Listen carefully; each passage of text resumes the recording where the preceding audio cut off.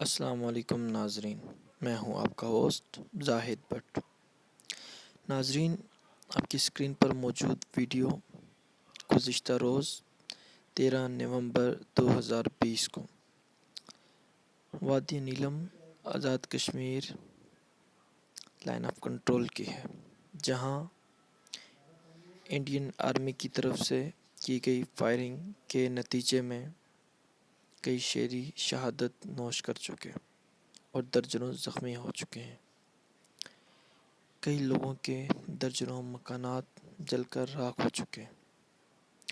یہ وہی کشمیر ہے جہاں کبھی کوئی ایک شہری شہادت نوش کرتا تھا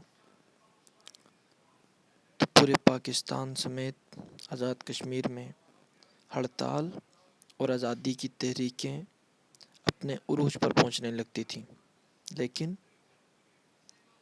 آج ہماری عوام، ہمارے حکمران، الغرض ہمارا میڈیا، ہمارے سویلینز اور ہماری فوج، تمام تر ادارے خاموش ہیں۔